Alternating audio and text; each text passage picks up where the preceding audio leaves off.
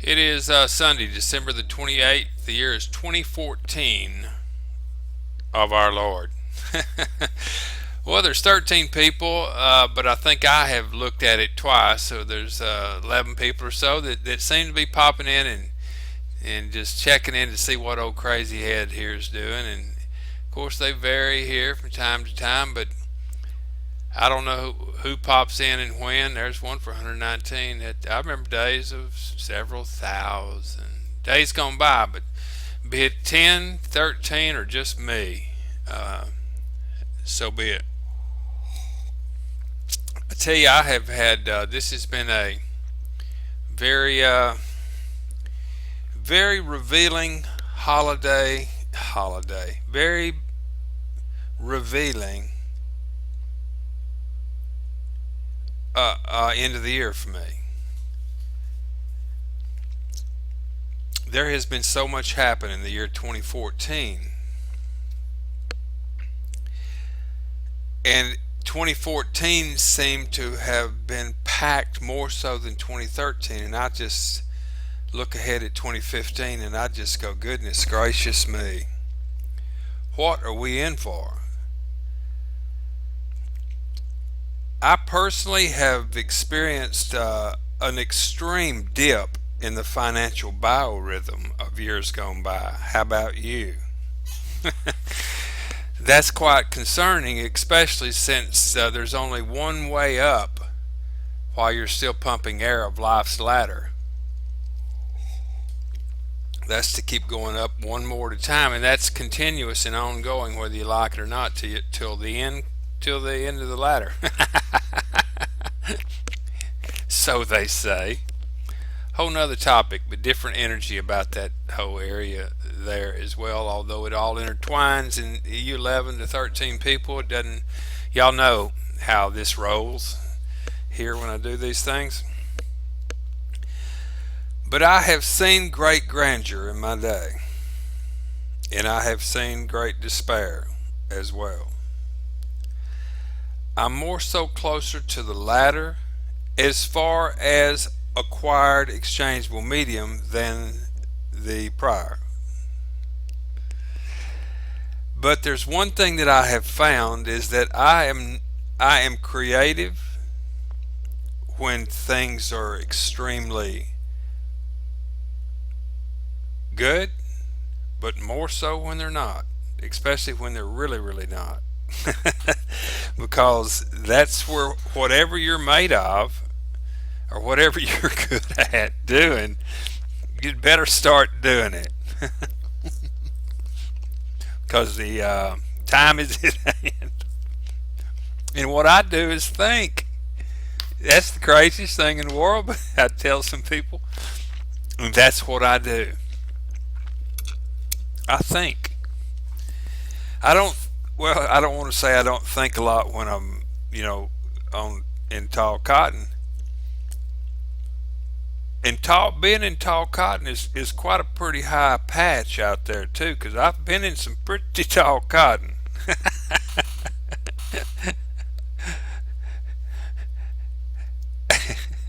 Airstrips on property,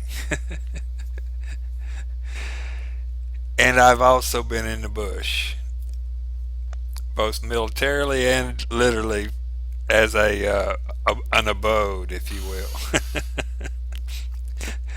What a diverse background. So I find myself thinking. See if you can remember what area that falls on that swing, the pendulum swing.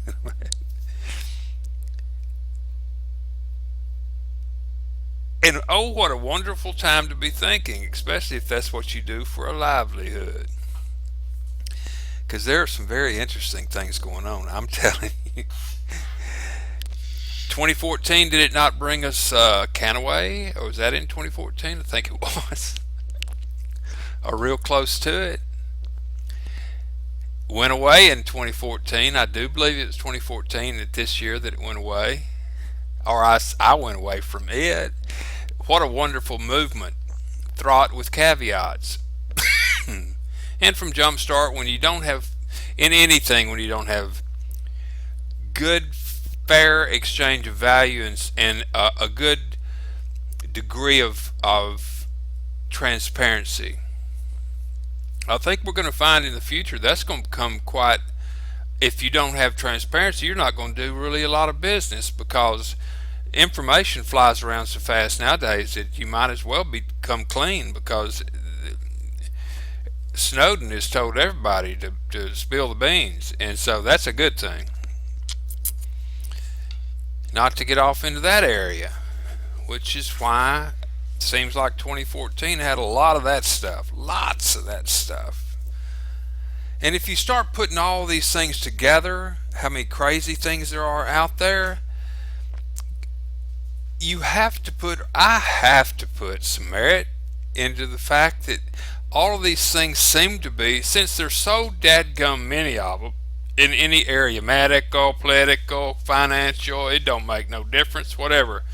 There's so many decon level 5 events happening in any one of those little subcategories that your head just spins in all of them, which tells me that it has something to do with keeping people completely away from thinking.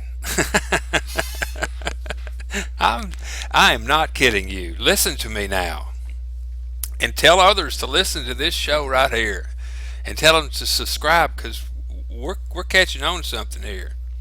I don't do that mail out thing anymore, so you're going to have to send this. I'm going to post it on Facebook, and I might even tweet the thing. I don't know. Anyway, subscribe to this deal, and when I do them, you'll have it. And I'll try to hurry here. I guess I'll try to hurry. But there's so dadgum many of them, you cannot help but think, I can't help but think, but logically it tells me that there's something about they're trying to keep people from thinking. There couldn't be this much terrible stuff going on. I'm telling you. There isn't wiggle room at all left in the terrible stuff room. If there's any space in there at all, they're going to be fighting over it and cause a problem inside of the it's going to blow up room anyway. You know, I've been telling you, it's just a mess. And so as you get this realization that it's about the thinking, you need to stop and think about that.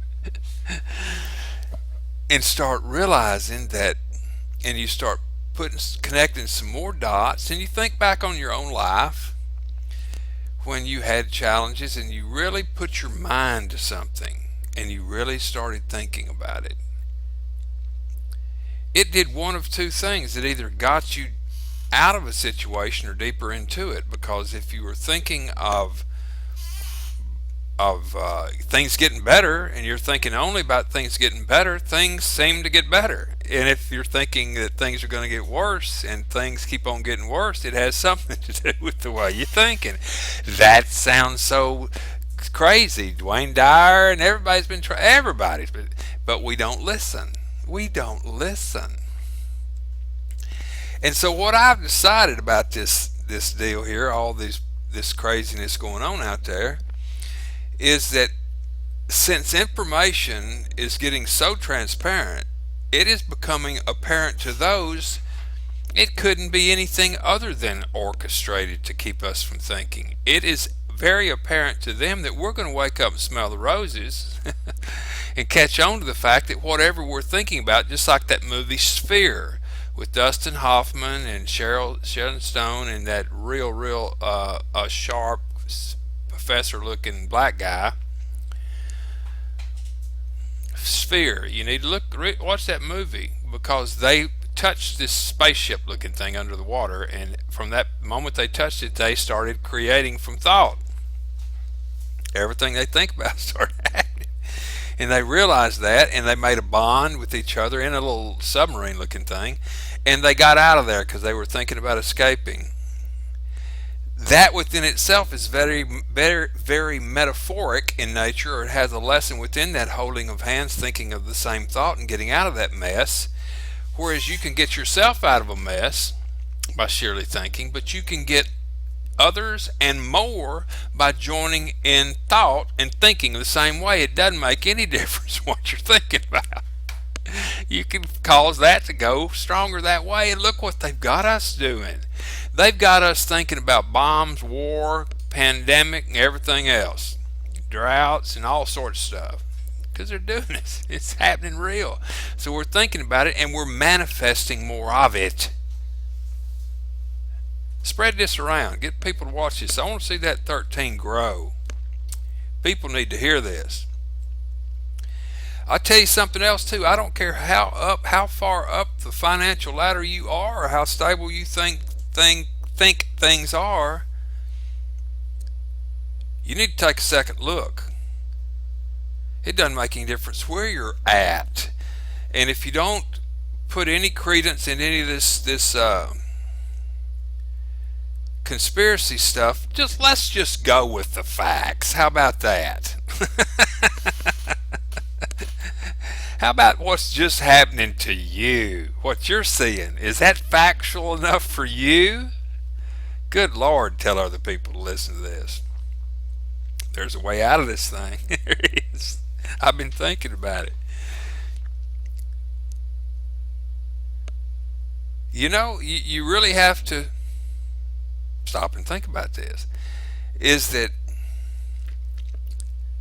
we've been told all along, as one thinketh, so shall one become, all that kind of thing. We don't listen to it.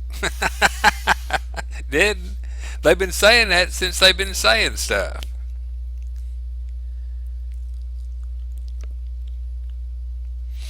And it's so simple. But nobody can believe it because it is so dadgum simple. I'm going to give you an example here. What if everybody out there tomorrow woke up and simply ignored everything that they were saying, for a day, one whole day? Ignored it. Ignored everything.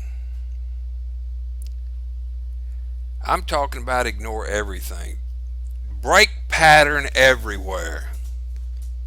Don't watch the TV or the same channels, or try not. That's a big one.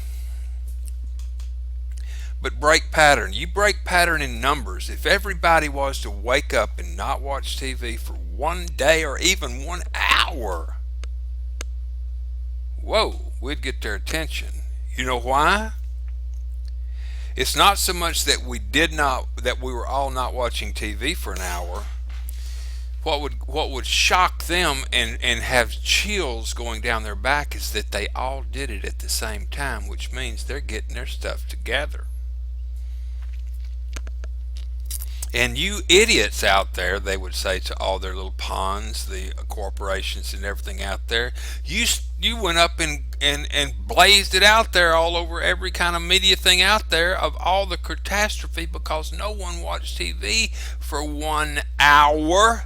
And now they know because it's been validated because of the way y'all acted. Do you see what just happened here, people? Reversed it. Reversed it. To where instead of them running the pandemic on TV, knowing how we're going to respond, we simply turned it off, the whole shooting match, for 1 hour. And we was looking for a validator to see how it would respond and come back over the TV. And by God, I can see it now. What they would just be spewing it out. What happened? Everybody, there'd be all sorts of stories about that. But those that know, that were in the know, that knew that those that are doing it knew we knew how to do it. Edward Bernays would roll over in his grave going, oh my God, they've got the secret. Head for the hills, boys, is all I can tell you, or I'll scoot over a little bit because you're headed this way. They know. But we're not there yet. But think about that. That's our only way out, really. I've been thinking a lot lately about this solar deal. Solar. Everyone knows, part of the path this year for me, and might have been for some of y'all, is has been solar. solar related, and got involved with Elevate. I'm talking about that is a hot topic. Solar, alternative energy. We cannot continue to use as much, and I'm not talking about oil. Oil is just a storage of energy. That's what you remember the word storage and energy. Doesn't make any difference what's in the can if it creates energy. Is what the next move is going to be on the chessboard, because it's getting to be where it's common knowledge for those in the know. Mark the listening of this and share this with others. Mark the date that you listen to this, because you would have heard it first. The next big play that will trump the petrodollar is going to be those that control the storage of energy. It is a commodity, and it is exchangeable, and it is fluid, and it can be moved from one place to the other rapidly. It is a form exchange of medium. It is a commodity. Hear me well on the date that you listen to this. And as I stopped and started doing some research, deeply involved, got with Elevate. That was a company I was with. Met some wonderful people in the Canaway hemp movement. Know them forever. And I met a lot of wonderful people in the Elevate movement. Still know them. The efforts of Elevate were noble in theme, but the complexity of the solar industry, I will always contend that approaching that type of market with a peer-to-peer or person-to-person type of relationship marketing, call a rose, whatever, by any other name, networking is difficult because of the other complexities involved in the entire process. And in order to give someone a fair exchange of value, the whole dynamic, as was demonstrated, wasn't conducive for that marketing model. Does not lessen the fact that there is not great value in solar, none whatsoever. Here, as of late, my good friend Joby Weeks and I have been talking, and we're going to be thinking a lot about this topic of solar and the business model that we all know works the best about this solar industry. But before I leave that area there, I want to expand on that a little bit. Is that in order nowadays, with the degree of transparency and the speed by which information is disseminated, deals of that nature are short-lived if they do not have strong foundation behind it. And the foundation does not need to be placed on the shoulders of it is placed on the shoulders of a company that's going to represent themselves to do something, but it's more incumbent upon the individuals, and that's what's happening, why they're short-lived, because individuals are seeing that it's incumbent upon them to do their own research, not only into the industry and its viability and potential, but is in the company itself. And so if you saddle up and you ride one, you did it of open mind and on your own free will, without being coerced. Time to wake up and smell the roses, that everything that glitters is not gold, and everything you hear said is not true, and vet everything that I say as well. But my goal is to see that the efforts I've done has helped a bunch of people.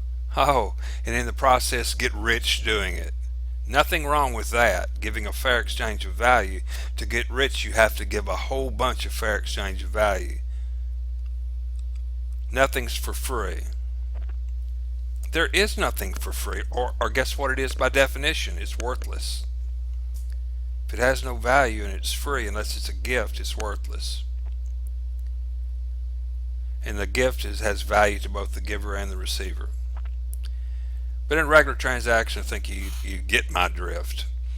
Uh, and so in thinking along those lines, you have to have something nowadays that has value, and the price that you receive this item or service, value has to be fair exchange. In other words, you're aware of how much it's going to cost for this particular item or service.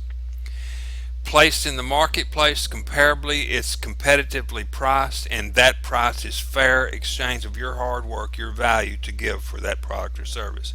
That is a true fair exchange of value, where every single party involved in the transaction receive commensurate of how much they put into it, effort and or services, whatever, into it, all composed in a price. Everybody receives their fair exchange of value. But more so the person who actually puts in the value that causes it all to work, the buyer, if you will. But that buyer with this purchase should be able to continue to receive value from the product purchase for an extended period of time, superseding the other thresholds of value received by those that initiated the sale. Spread this around. If everything would operate like that, we would not be living in the world that we live in today, because there's definitely not a fair exchange of value taking place out there. It's okay to horse trade and all that business, but at the end of the day, as long as everyone comes away with that fair exchange of value, that's okay. That's a good deal. With all of that said, on my 21st minute, and I'll roll along here, I've been thinking a lot about this solar business and how that it was attempted to be done with Elevate by doing networking and what have you, and letting everybody come in and hopefully get the the deal and all that. And then you have solar, which would be tied to the grid, and it would interface with the grid. I think it's only logical to have solar if your home is suitable structure wise to have it. It makes absolutely no sense not to, especially when you can get it for free. I say you can get it for no money down. And virtually, in essence, you're getting it free because it pays for itself. That's the way it works. It continues to give you value. That whole industry is fraught with all sorts of things, though. However, you have to be really knowledgeable to a degree, or someone give you the knowledge about it. But they're all about the same price wise, maybe 1,000 or two or so here or there. A lot of that's done to in favor of the customer. I mean, there's all kind of deals that they do, all kinds. But as I listen to Elon Musk, who I watch what he does very closely, and Robert Peterson of Avent and others in the solar industry, I listened very closely. The first time I heard Elon, he said these words in general term. In generally, he said this. He said that Solar City, the name of his company, they're one of the larger installers out there. Said that it one day in the future, grid tied solar, all people would have a battery storage system in their homes that would cause a complete disruption of the way that we see energy distributed here in the world. I heard that. And I've always been an advocate of off-grid stuff, and giving you freedom back to be able to have a little bit, not be dependent. So that kind of thought process was in my mind. I heard them say that, and then here, as of late, within the last 2 months or month, really, for me, getting deeply involved in this word storage keeps popping up.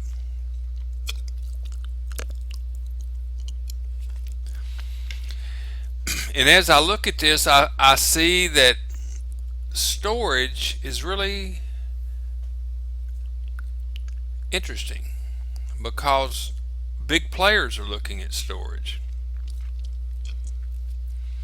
There are those saying that the storage of energy, in whatever form, they're storing compressed air underground so that when they push it in there real hard and it comes back out, it'll turn a turbine. We're talking about energy here. That's a commodity, a unit of energy. Has a quantified value added in any currency in the world. You can exchange that unit of energy for. People, listen to me now. Solar companies are not talking to you about that. So I was on this very uh, website here just last night and the last few days, prodding around, and I see this article, and I read this article, wonderful article to read over here on greentechmedia.com. And that's what they're after, people. Do you know that we live in a zero-sum grid, meaning that at any one given moment, if there's a surge and you don't have capacity at that moment pushed into the grid adequate enough to meet that demand, we have a blackout or a brownout. That's what happens, or a disruption in the flow.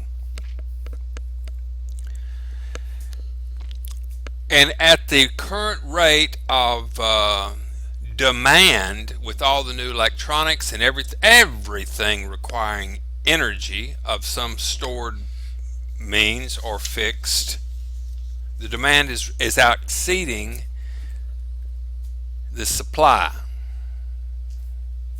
And that is anticipated to grow at an exponential rate. You get my drift? And so when I was drifting through here and I clicked on podcasts last night or the night before, this energy gang, they come over here and they talk about a lot of things. And one of which I'm looking for now, I've listened to just about every single one of these, is that solar, here we go. Solar City defines its company's long-term goals.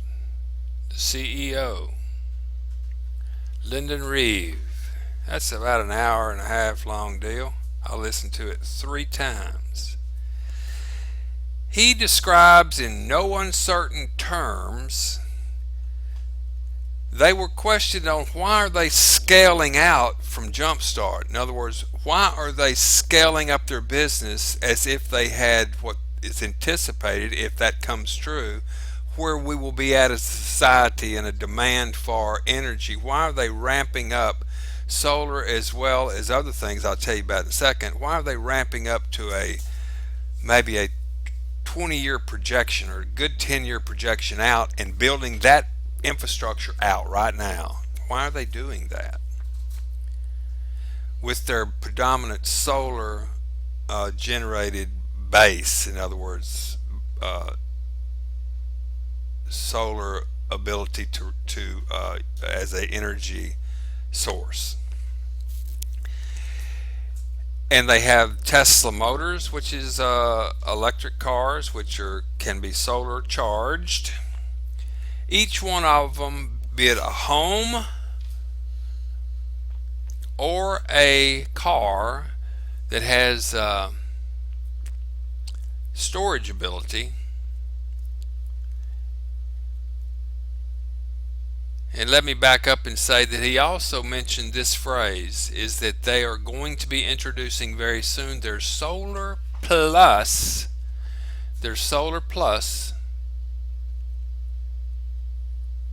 home system.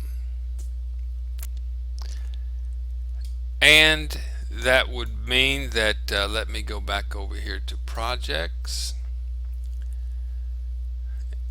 and wherever that was at that I just saw that $14 million, billion dollar deal there on the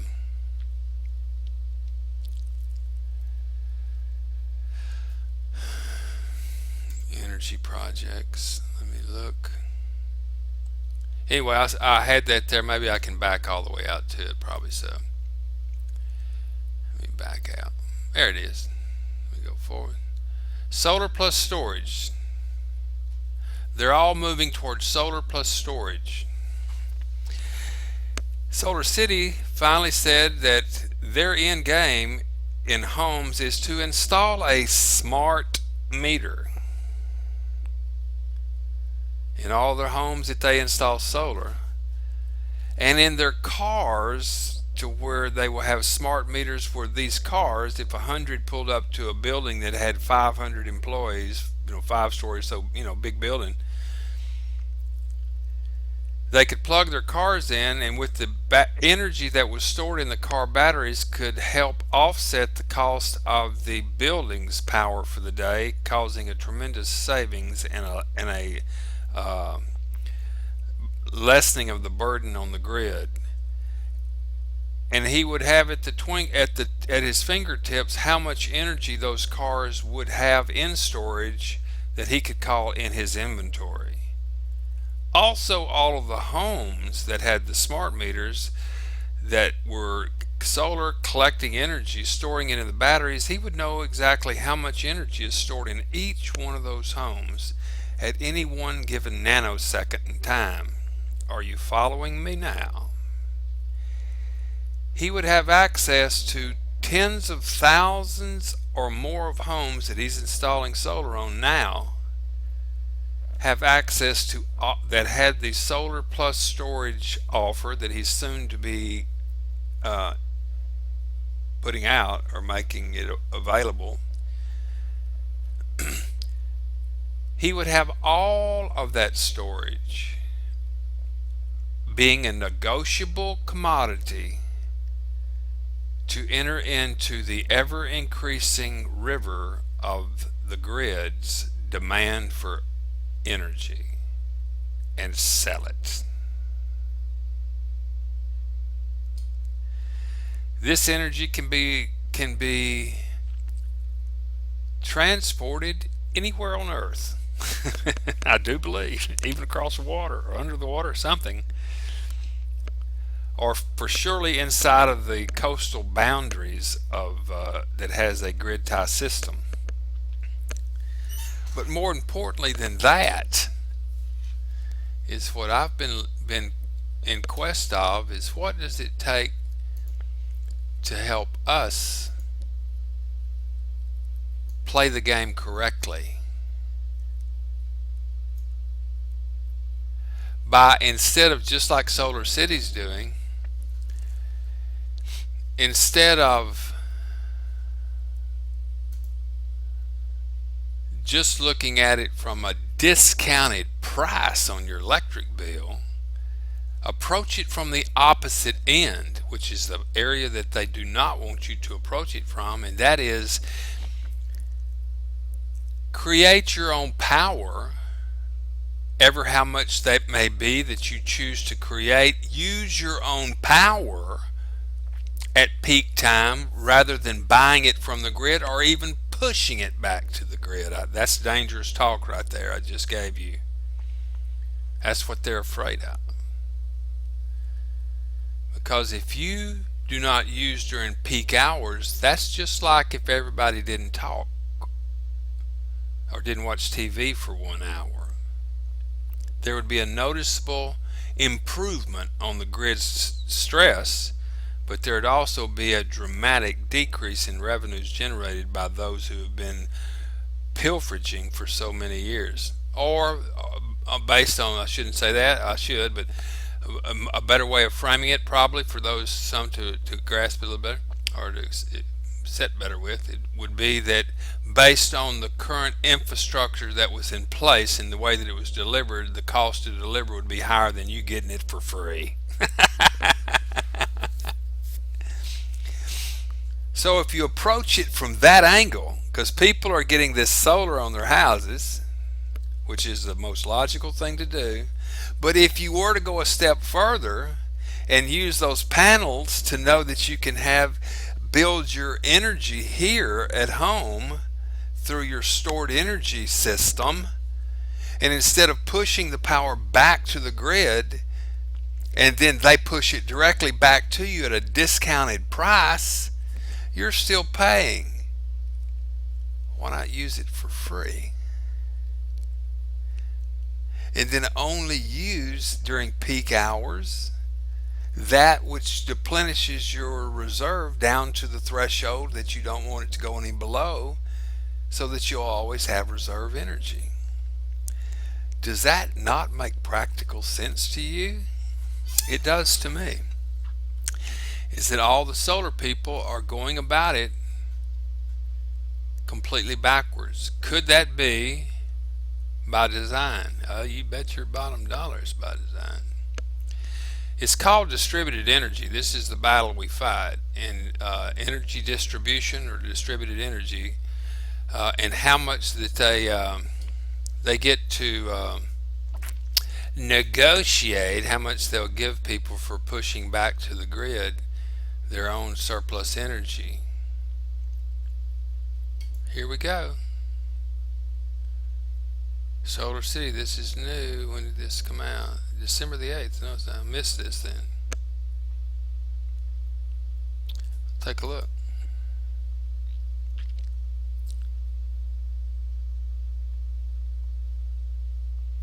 They're doing it. They're putting these inverters on there and going in Golden, Colorado to work in natural renewable. They're going to test it out, the smart meter, and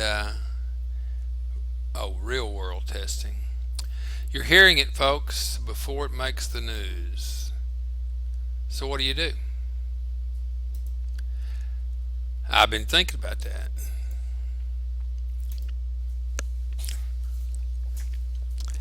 Remember the financial biorhythm I was telling everybody about? Remember the qualities needed to make that really a fair exchange of value for people?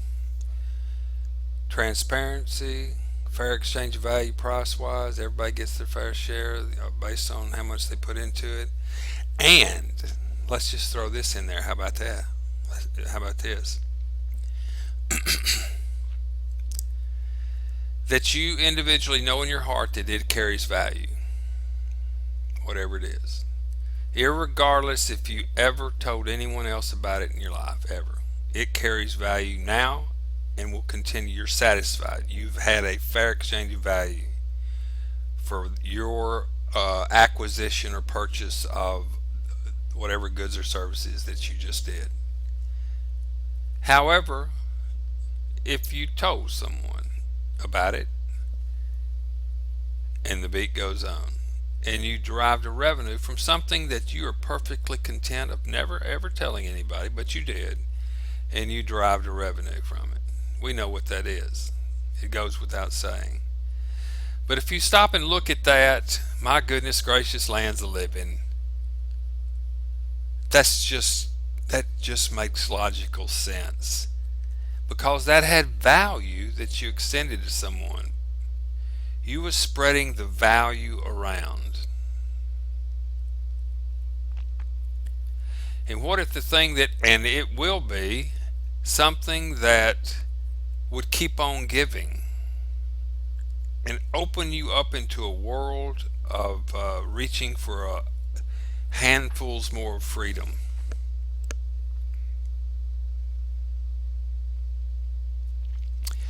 And it's in learning how to and having the equipment necessary to be able to store your own energy.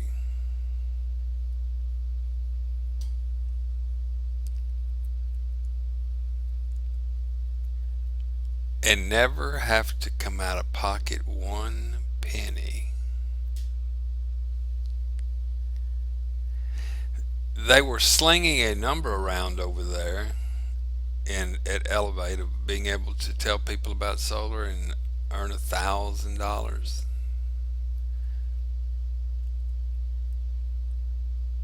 We can realize that by utilizing a system that stores energy. that will continuously reduce someone's electric bill that they pay as much as they want. They just keep building on to their storage. It doesn't make any difference where you live. You can make it work. Pretty cool. Spread this around, you 13 people, or 11, or whoever, how many you are. Spread this around. I'm going to post it on Facebook and retweet it, or whatever you call it. Repost it and tell others to come listen and join by clicking the follow, subscribe, or whatever it is deal. I will be changing the name soon to the Solar Strike Force, and we will have something along the lines of what the type of things that Joby and I like to do. Talk to you later. This is Randy, aka Jedi One. We down.